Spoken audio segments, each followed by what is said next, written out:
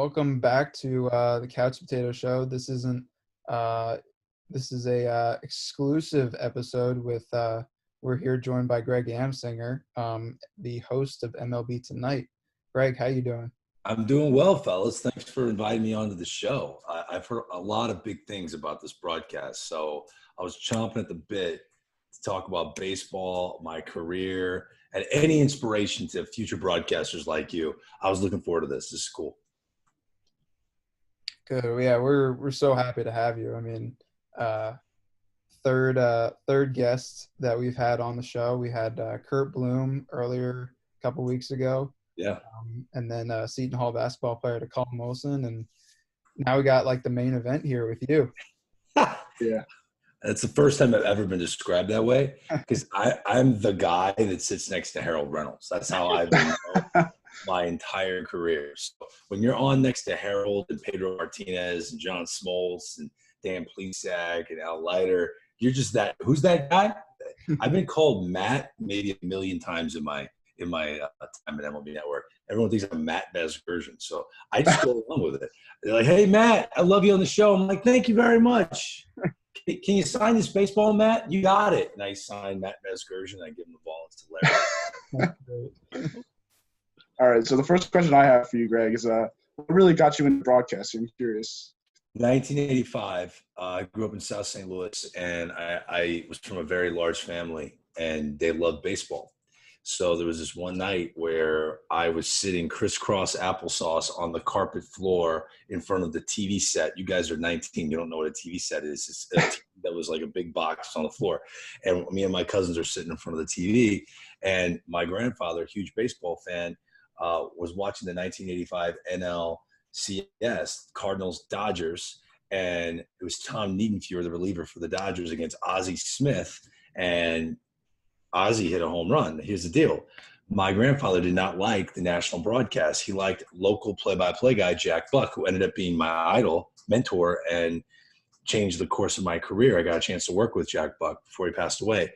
And so there was a delay. The radio broadcast was live and a slight delay, but nothing close to 1985 national TV delay. So I'm not paying attention. I'm hanging out with my cousins. All of a sudden, this small little brick house in South St. Louis, overflowing with adults, they start screaming and going berserk. And I'm watching the game, and Ozzie Smith just fouled the ball off. And I'm like, what is wrong with these people? Like, this is unbelievable. Mental illness is rampant in the Amsinger family, apparently. And all of a sudden, I see the home run, and then all the kids go crazy.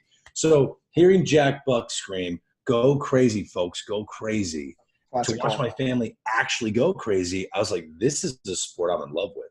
So that was the night I fell in love with baseball. Wow. So how'd you first get your foot into MLB Network? Long story, started off 2 years in local TV, and I was a sports anchor. Somehow went from Terre Haute, Indiana to New York City at the age of 24 to College Sports Television, which was bought by CBS Sports, renamed CBS Sports Network, which still exists today. The guy that changed the name of it, his name is Tony Petitti. He was the executive producer of CBS Sports. He left after a year of overseeing all of CBS Sports and CBS Sports Network to be the new CEO of a startup network called MLB Network, which launched in 2009. And one of the things he was able to watch me do as an anchor on CBS Sports Network was, because we were on the cable channel, I did a 7-hour show on the first week of the NCAA men's basketball tournament. So every 2 hours, we would have two different college coaches who had been bounced, their season was over. And they would come in and be my analysts every 2 hours. I would do live look-ins of Hofstra against North Carolina in the first round, if it was close. So I was doing live look-ins of a bunch of different college basketball games. So essentially doing play-by-play from a studio in a marathon format, 7 hours. So when he knew he was going to run MLB Network and his vision for it, it was all about live look-ins from a studio, and the shows were going to be really long. Our show's 3 hours long, and it'll be tonight during the baseball season. Right. So he knew I was from St. Louis, a huge baseball fan, and he took me with him. So I went from CBS Sports Network with the new CEO, Tony Petitti, to MLB Network, and it was literally the perfect fit. You guys are 19 years old. I wish for every young person out there that they can find a job that suits their strengths and passions like I've enjoyed in my life. It is a wonderful thing to go to work and, people are like, wow, it sounds like so much preparation. Yeah, we get a 100-page research packet every single day for all 15 games. Okay, it's a lot. But when you're a nerd and a huge fan, that's not work. It's work if you don't love it, but it's not work to me. So I hope all of you guys get to have a chance to have a job that you enjoy as much as I enjoy mine. In the 10 plus years you've been working at MLB Network, has there been a major change over time that sticks out to you, and has anything remained the same in your tenure there? I mean, I call Studio 3, named after Babe Ruth, my old dive bar, because we have grown. We've got multiple studios now. We have multiple buildings. We've got a kind of little mini campus like ESPN now. I love the fact that MLB Tonight is still done in Studio 3. And this is my 12th season coming up at MLB Network, which is crazy. But that has stayed the same, which I do like. And if you go back to the marquee team of broadcasters that thrive on that show, kind of made a voice for it. Me, Harold Reynolds, and Dan Plesac, we're still together. We still do crazy, hilarious Friday night shows, and people love it. And we've won 6 Emmy Awards for Best Sports Show nationally, and I'm really proud of that. I would say the biggest change would be the analytical movement of baseball. When 2009 entered and the network launched, we weren't talking a lot about all the analytics. But once we hired Brian Kenny, and he left ESPN and came here, and he started his show MLB Now, he kind of gave that whole group a voice. And it's not a movement anymore. It's more than just Bill James. This is every front office in Major League Baseball. So it was an interesting 3-year period where all of our old school analysts, these players, had to get on board. They pushed it away for years, and they had to get on board. We have to understand this stuff now because roster decisions are made based on analytics. Salaries are determined based on analytics. So that was the biggest change in terms of when the network launched to where it is today. That's amazing stuff. I mean, and we're all like trying to get there in our own sense. Hopefully at least the level that you're on now. Well, real quick, the level I'm at now is it's kind of like it's like winning the lottery. I gotta be honest with you. It's not me pumping my chest. There are so many great jobs in the industry that aren't at this national level. I never wanted to be a national broadcaster. My dream was to do local TV my whole life. I was shocked that I got a call from New York. I was just so happy with the job that I had. I was doing a 3-minute sportscast in Terre Haute, Indiana, and I was the happiest man you've ever met, right? So to be a sportscaster on radio, to have a really successful podcast, to be on local TV, there are so many fruitful, rewarding jobs in sports broadcasting, play-by-play. It doesn't need to be, and we all think of the big money national TV. Happiness is happiness, and if you get to do it what you want every day, that's the key. So don't try to. I think the reason I got to this level was because I never wanted to be at this level. I was so happy where I was that I think I stood out from that, and that's the best advice I could give anyone. Just enjoy the first spoke on the ladder, and don't beg anyone to get you off of it. Just enjoy it. And you'll be surprised how many people are clamoring to pull you up. Yeah. Well, with that, I think we can get into and start digging into the 2020 baseball season now. Opening day slated for the 24th. The Yankees and Nationals, Dodgers and Giants are playing prime time on the 23rd. What are you expecting out of this 60-game regular season going into this with the whole coronavirus thing? And what's going on? I would say if you want to pick a favorite, don't look at the depth chart on MLB.com, right? So don't look at the big league depth chart. That's not going to be the answer to your question, which would be who goes to the World Series. What you need to do is you need to look at the 60-man roster. The best 60-man roster will determine the World Series. You have to have a great farm system because you're going to use those guys. There's no minor league season. They're itching to play. There's going to be a taxi squad. The guys that follow you around to all the towns you're going to, they're going to be waiting to play. The coronavirus is going to be a huge player in this, without a doubt. The teams that quarantine on the road properly, the teams that have discipline, the teams that actually listen and follow the advice from their manager and the front offices and the training staff, and they actually keep themselves separated from the mass public, those are the teams that are going to be in the best line to win. I hate saying that a disease is going to determine the outcome of baseball's championship, but it very likely could. Yeah. And I mean, imagine, you're in the playoffs, right? ALCS, and all of a sudden 4 starters go down for the Dodgers, like 4 position players. They test positive. They're gone for 2 weeks. The outcome of the postseason completely changes overnight. So that is why, look at this season, the 60-man roster, who has the most talent, you have to have depth because guys are going to test positive. It's going to happen. We've seen it already. Those are the teams that are going to thrive. The Tampa Bay Rays, they're my favorite in the American League. And on the National League side, I know this sounds crazy, but the San Diego Padres have the best farm system in the National League. And their big league starting lineup is stacked. They've got immense amount of starting pitching in the minor leagues. These kids are going to come up and help them. I really think to get lost in the Yankees, to get lost in the Dodgers, this is a completely different sprint. This is a sprint, not a marathon. If it was 162, yeah, it's the Yankees, it's the Dodgers. There's no pandemic. They're the heavy favorites. Maybe the Astros. But because of what we're doing here, this is different baseball now, guys. This is sprint-style baseball where the guys are going to get sick. Guys are going to test positive. So you need depth. I got the Rays. I got the Padres. Rays, Padres. Can you believe I'm saying that? Rays, Padres, World Series prediction.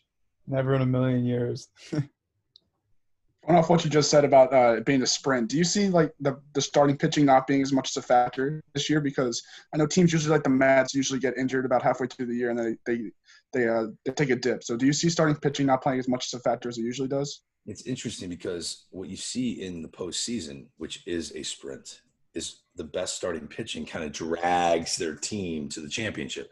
So the Red Sox do it a couple of years back.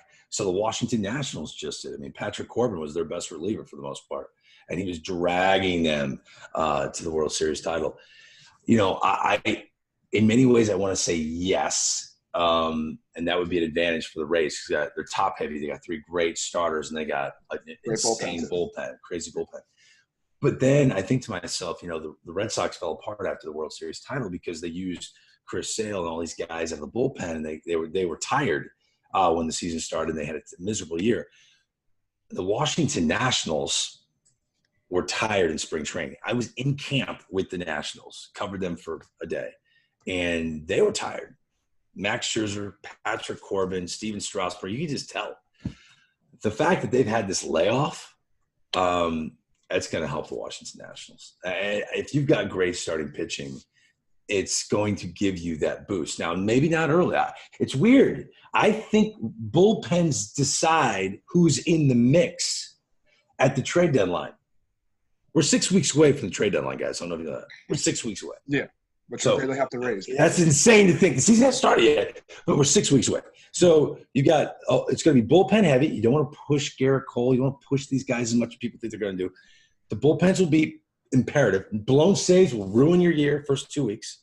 So the bullpens will get you to the trade deadline. Whoever thinks they got a shot is going to make some moves. And then after the trade deadline, the teams that have the best starting pitching will be the teams that move on. Greg, we discussed how the starting rotation, how the bullpen would be impacted in a season like this. But from a hitter's perspective, how do you think they go into this 60-game season and possible postseason berth? What's the mindset for a hitter? What changes here? That's a great question because for years, because of the analytical movement, we've been obsessed with on-base percentage, okay? Yeah. But at the end of the day, there will be a moment where guys have 8 games left in a 60-game season. And they're looking up at the big board as they walk up to home plate with their face on the Jumbotron and going, I've got 6 home runs and 19 RBIs. What in the world? This is going to be my year? These are my 2020 stats? I think what you're going to see inevitably, because it's not a marathon anymore, you're going to see a more aggressive approach to plate. You're going to see guys who understand something because rosters have been expanded, because there's a 60-man roster, there's a taxi squad. There are going to be so many different guys getting into games that they've never seen before, that the longer they wait, the more patient they are at the plate. They're just getting set up, man. They don't know these guys. There's sees too many different looks, too much different stuff. You're going to see guys up there swinging the bat. I think you're going to see an aggressive approach. You have DHs in both leagues now. I think runs are going to go up. Bullpenning already showed us last year that that's not the answer. For the first time ever, we saw bullpen ERA higher than starting pitchers ERA. So you're going to see the aggressive approach. Guys aren't up there to walk.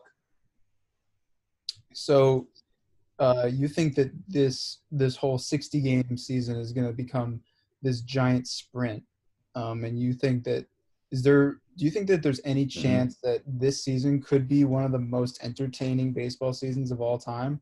Because I know that people for years have been like bargaining for a shortened season. I know my dad has talked to you a bunch about it. Yeah.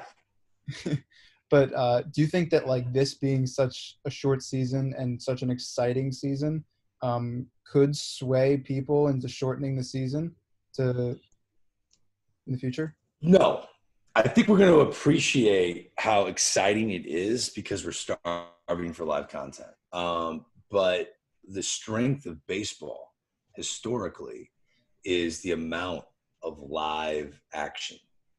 And when you look at television and television ratings, live sports always reign supreme. It's the way it is. So what sport can offer you 162 games for each team? Like that's a dramatic amount of content. So if that is the strength of the sport, which it is, I don't see them giving that away. I mean, we might see it go back down to 150 some odd games, but the magic of baseball is that it fills our summers up. Exactly. And, for years, people talked about the attendance dropping. Man, I can't wait for this to be over. I hope we get a vaccine, because the second fans can go back to games, they're going to go in droves, man. They're going to go in droves because, if they know they're going to be safe, say there's a vaccine out there, you don't know what you have until it's been taken away from you. And people are going to understand how wonderful this game is, to go to a ball game, just sit in the stands with their family. Also, we live the hamster wheel life, man. Our attention spans have gotten shorter and shorter and shorter every year. And we're just more and more and more. Social media has shortened our attention span. But the quarantine made us slow down, sit in our house, sit with our family, talk to them, right? I think it slowed us down in a way that it has us all on the right pace of play for baseball. So if there's a vaccine, hopefully there is someday soon, baseball attendance is going to skyrocket, and people are going to appreciate 81 home games. They're going to appreciate it. Yeah, and I know like 2 days ago was the 1-year anniversary of Pete Alonso winning the home run derby, and I just saw that. I saw that the other day, and I was like, wow, that was a year ago. Yeah. And it's shocking. It's we crazy. haven't gotten any baseball yet this year. Like that was. I was on the field. I was on the field for that. I'm the in stadium MC for the home run derby. I do it every year. That event is the best baseball is right now. I love Major League Baseball. I love games. I love the strategy involved. But the home run derby with a clock, no one ever thought that if you married a clock with baseball, it would work. The home run derby has proven that it does. And to see Vladdy Guerrero and Pete Alonso and all of these superstars swing the bat at this level with a clock, 3, 2, 1. I'm telling you, the pitch clock is coming, fellas. It's coming, and people are going to get into it. It's going to be amazing because it's transformed the home run derby into one of the best sporting events there is. And you're talking to 3 Yankee fans who have 162 games of a home run derby every single year. All we do is hit homers. So. And I still love the home run derby.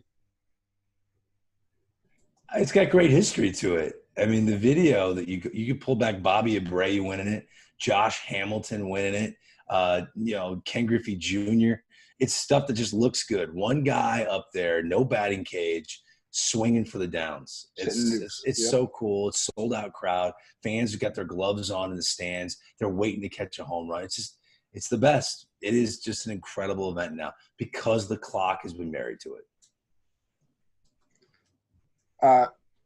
Going off what you said about the DH, do you think that watching the DH this year in both leagues and the more offense they're going to have would lead them to implement it as a permanent thing?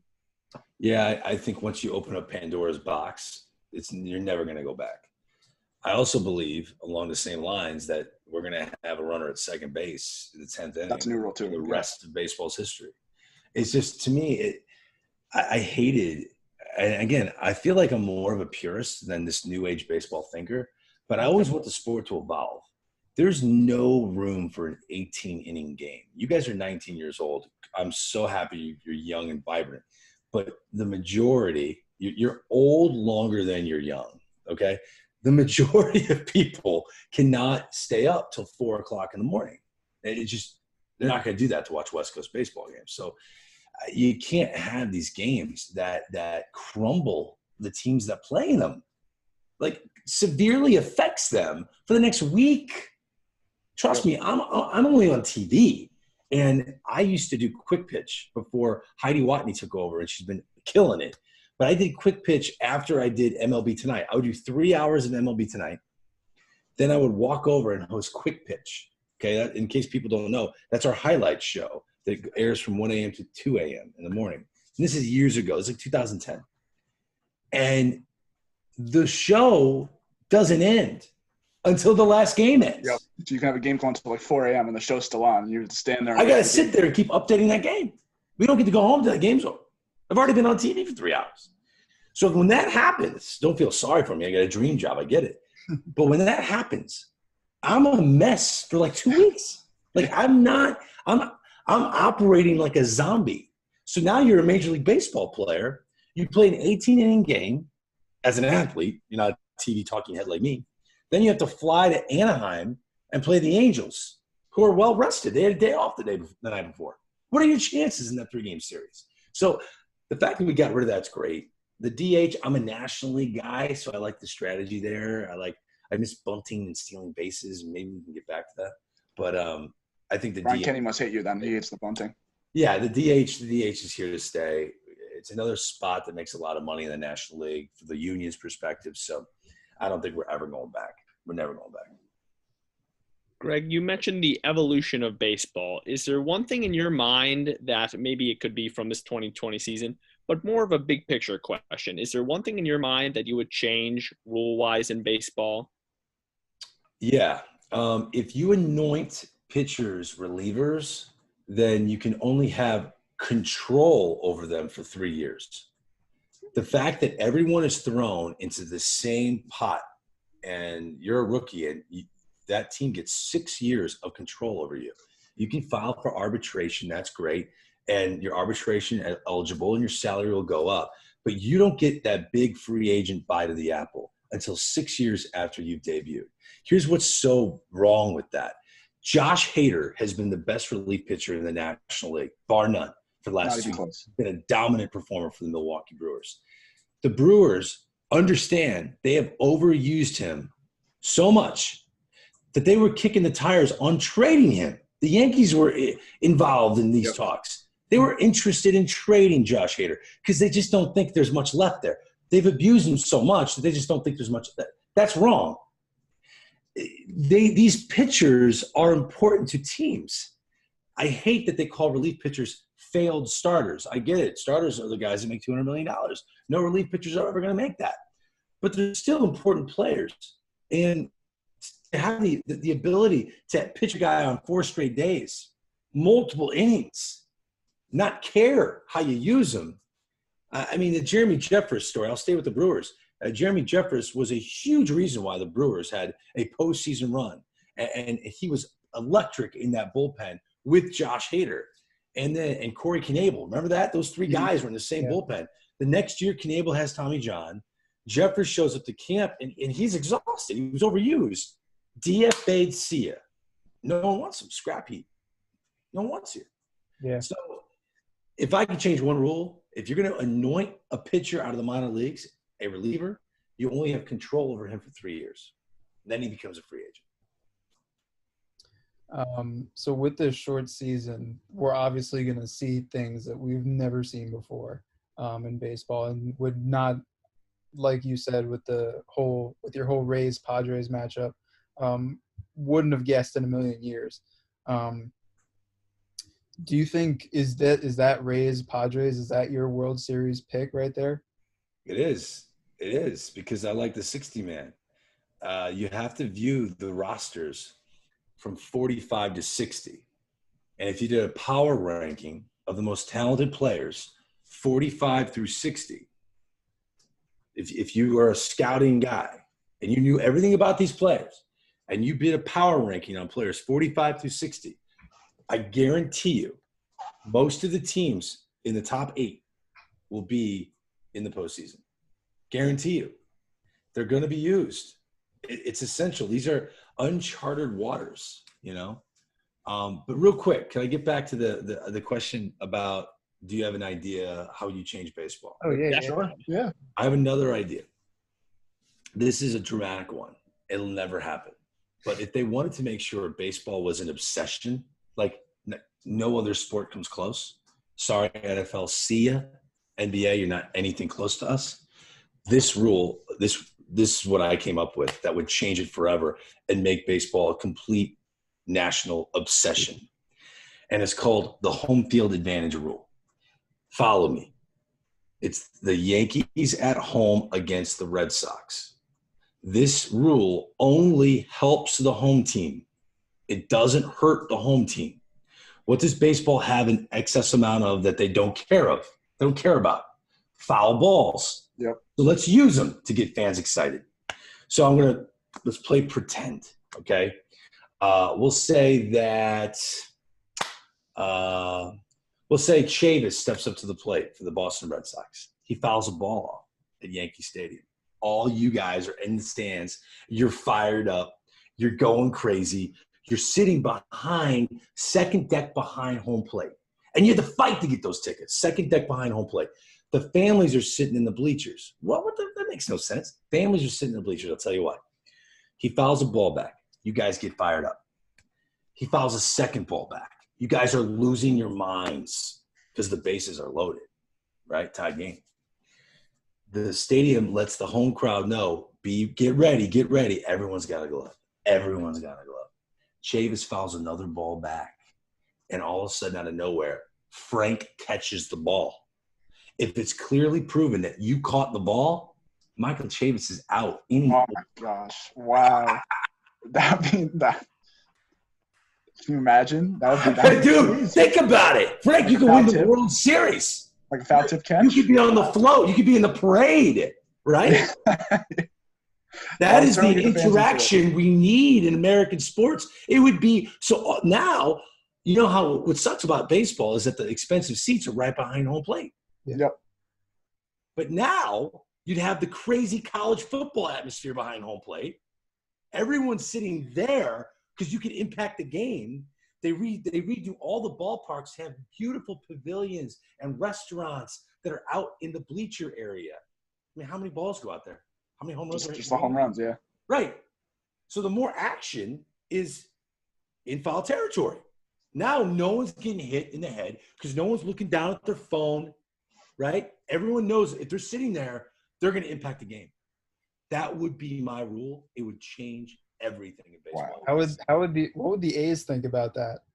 Yeah, all their field territory. They've been wanting a new ballpark anyway. That extra foul territory, you got to change it now. You got to go get a new ballpark because you're just giving away. You got to move the stands in. You like the idea, right, guys? That's a great idea because the difficulty over the past years has been getting the fans into it 24/7 all the time. Right. So that would be a great way to get the fans into the Oh game. my for God! full I 9 mean, innings. you guys are going to the games with your gloves Absolutely. fired up. Oh yeah, 100%. I'm a season ticket holder now. Right. Yeah. So Tyler, give me the player you hate the most on the Red Sox. You're a Yankee fan, right? Rafael Devers, because I I was know at exactly why I hate Steffords. I was Because at that that game one-on-one. against Aroldis Chapman. When he Yep. hit 103? 102 or something. Yeah, Yeah. it was sick. Okay. 103. So imagine, Yeah. just imagine, you caught a foul ball that ended his at bat. He looks up because he knows the rule exists. He wants to see if you're going to catch it. You catch it, Tyler. He's staring you And down. Rafael Devers is looking at you, all upset, dragging his bat back to the dugout. One of the greatest moments of your life. Oh yeah. That's so awesome. I'd sign up for that. That's awesome. Yeah, so that's my dramatic rule that will never happen. But if I ever become commissioner, I'll make sure it does. That's amazing. So, now that we're talking about the 2020 season, I want to know your early MVP picks. That I'm sure you'll have a surprise pick based off your World Series pick. Well, I'm not doing anything with the Rays. My MVP is Fernando Tatis Jr. Fernando Tatis Jr. is the most talented baseball player. Well, he's the most talented player in the National League. I can't say he's the most talented baseball player because my MVP in the American League is the most talented baseball player in the sport. And it's not Mike Trout. It's not Mike Trout. Mike Trout's the best player. What's that? Okay. It's not Mike Trout.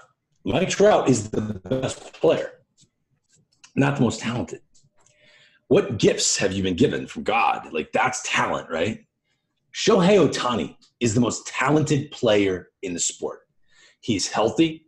He walked 8 guys, but if we know anything about Shohei Ohtani, he didn't turn on in spring training or summer camp, apparently. He didn't care.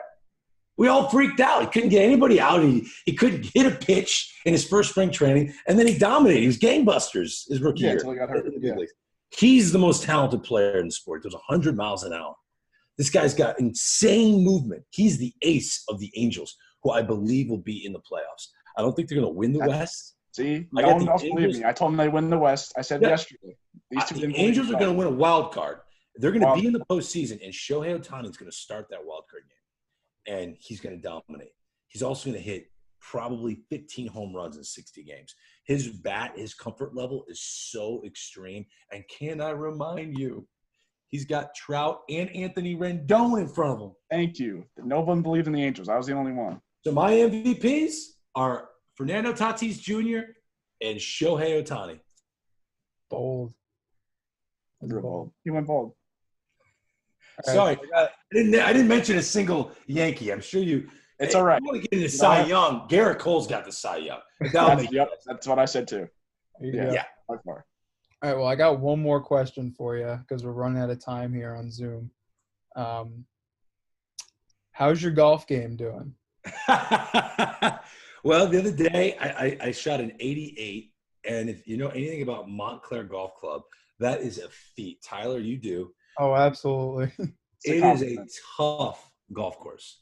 36 holes, but the greens are just all hilly and crazy, and you can't go past the pin. I've been a member there for over 5 years, and I didn't start playing golf. I never swung a club until I was 33, so now I'm in year 8, and my handicap is now 14. So I'm not a great golfer, but I'm obsessed with it. Yeah. And, I decided my golf game really took a major stride when I did 2 things. I left the driver in the backseat of the car. It's not in my bag anymore. I'm 3-wood off the tee no matter where I am.